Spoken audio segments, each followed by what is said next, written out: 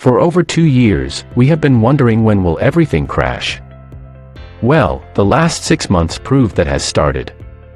Raising rates by 1 or 2% is more than enough to crash the booming stock market. Many companies that doubled their stock prices throughout the pandemic lost all of their gains and are back to the pre-COVID era. Whoever sold before the crash must have profited enormously. But a stock market crash is not a big deal since most of the stocks are owned by the top 10% of Americans.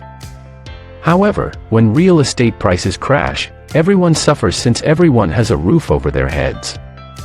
House prices increased by over 10% in 2020 and almost 20% in 2021. We hadn't seen such price hikes since 2005 or 2006 when the housing market was heading into a crisis that would take down with it the entire economy. And since the Fed is raising the rates, house prices are crippling.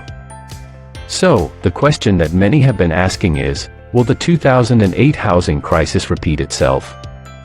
Are we headed into a similar crisis? And how bad will the crash be? We will answer all of these questions and many more. Hello viewers, Steven here, and I welcome you to this channel where we talk about investing, business, and finance. If you are new here, welcome, and why not hit that subscribe button and join our community, and as always guys, give this video a thumbs up, for that YouTube algorithm. Now, let's get into it. The current crisis is unlike the 2008 housing bubble. The 2008 housing bubble was driven by different factors. Loose banking regulations led to overrated mortgage-backed securities that were issued by rating companies. Junk loans, or the loans that had the highest chances of defaulting, were mixed with good loans and were given AAA ratings. Investors traded these securities based on the narrative that these are stable, great loans that are inured by giant financial institutions such as AIG. But the moment some of these loans began to crack, it was like the domino effect that led to the crash of the market and bankrupted giants like Lehman Brothers or AIG. But the current housing bubble isn't driven by junk loans or fake AAA ratings, which is leading many to believe that the housing market is fine. However, what we also have to take into account is that there are no two identical crises. Each bubble or each crisis is different.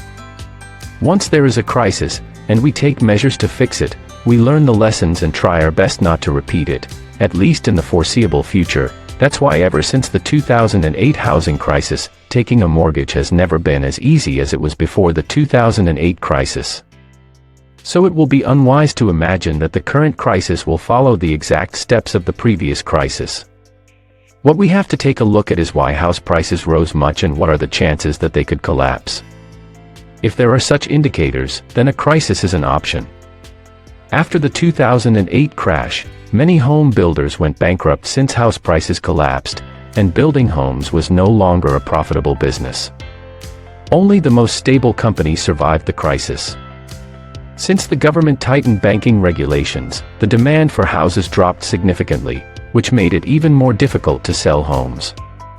However, a lot has changed since then. Banks are, of course, still regulated, but getting a mortgage isn't as difficult as it was right after the crash. The housing market began to grow at an average rate of 1 to 3% at best since the supply of new houses in the United States was at a stable rate. But if you look at the date, more and more developers jumped into the game when they saw that mortgage rates were at a historical low and the demand for houses is at all-time high. Even though the pandemic created such a huge shortage of real estate, starting from 2021, the supply of new homes began to rise to the point where it's almost double the pre-pandemic level. They have begun slashing prices to be able to sell now since the Fed is literally raising rates at every opportunity. Higher interest rates mean higher mortgage rates, which mean lower demand.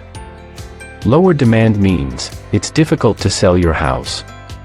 So it's better to cut prices and sell now before the Fed hikes rates further, which makes it even more difficult to sell. Builders are slashing home prices and slowing construction as buyers pull back. Survey shows boons for buyers. Here are the 10 cities where sellers are slashing home prices the most. Why real estate is to blame for America's spiking inflation. Up until February or March, we had the absolute opposite happening, where buyers would start a bidding war just to be the one who is going to purchase this or that property. We have seen headlines multiple times where people are overpaying 20, 30, or even 50% just to buy a certain property.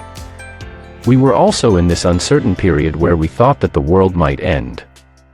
The media was shouting all over the place that we had no idea how long it would take for us to get back to work. People got scared. They were not ready to sell their homes, fearing they would be left out. But today, fast forward to 2022, when we are facing challenges such as a real conflict in the middle of Europe that's endangering the current world order, the media is no longer focused on COVID cases, and people are getting back to their pre-COVID lifestyles and are back to selling their homes. Some people waited 2 years just to sell their homes. Why sell now when tomorrow prices would rise? The last time we had a similar crisis was in the late 1970s after the Iranian Revolution, when oil cuts sent shock waves across the globe, raising oil prices. By 1979, inflation reached a startling 11.3%, and in 1980, it soared to 13.5%, and then the economy fell into a recession. To be honest, if we look at the date, things are much worse than they have been back then for multiple reasons. First of all, Russia is not Iran. Russia is much bigger and deeply integrated into the world economy. It doesn't just export a lot of oil. It's the largest gas supplier and the largest wheat exporter, and it's invading a country that's also one of the largest wheat exporters in the world. And we didn't have a global pandemic where we printed trillions of dollars to make sure everyone stayed at home. The Fed raised the rates first to around 10%, then to 19% by January 1981. Think for a moment how high mortgage rates would be if interest rates were 19%.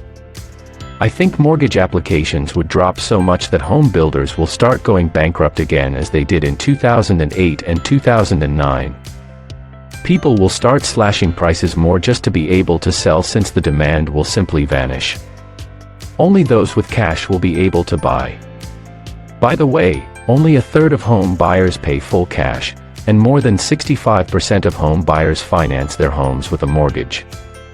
Another reason why the housing market crashed back in 2008 is because when people with bad credit history defaulted on their mortgages, prices began to decline by 10–20%. When people who actually could afford their mortgages realized their $500,000 mortgage was now worth only $400,000, they also defaulted on their mortgages since it didn't make sense to keep paying a mortgage that's much more expensive than the actual prices of the house.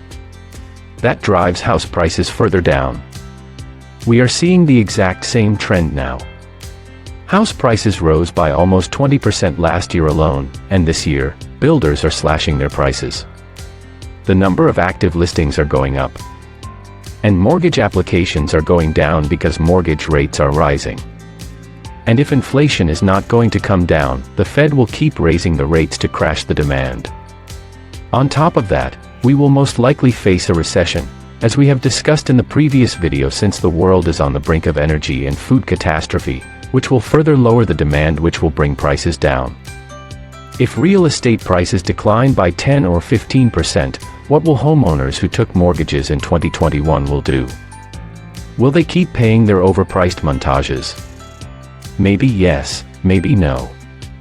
If the answer is no, can the Fed afford to slash interest rates again? It can't even bring down inflation after multiple rate hikes.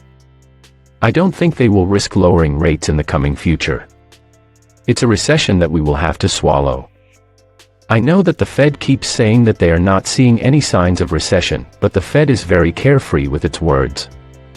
What the Fed says matters the most. Remember, back in 2021, we already had the data that inflation was getting out of hand, but the Fed calmed us down by saying that there are no signs of inflation. But when it happened, the Fed didn't instantly raise the rates but warned the market. The market didn't listen. So, it warned it again, it didn't listen, then only it acted and hiked the rates. Then they said that the US is not in a recession, and now Jay Powell says that a recession is a possibility. So I wouldn't really trust the Fed, since the job of the Fed is to calm down investors and make sure that recession is not as painful as it could be. It's really difficult to say for sure what's going to happen. But looking at all these data now, A housing crash that's in some ways similar to the 2008 crisis is a real possibility if things continue the way they are now. But only time will show what's going to happen. Thanks for watching and see you in the next one.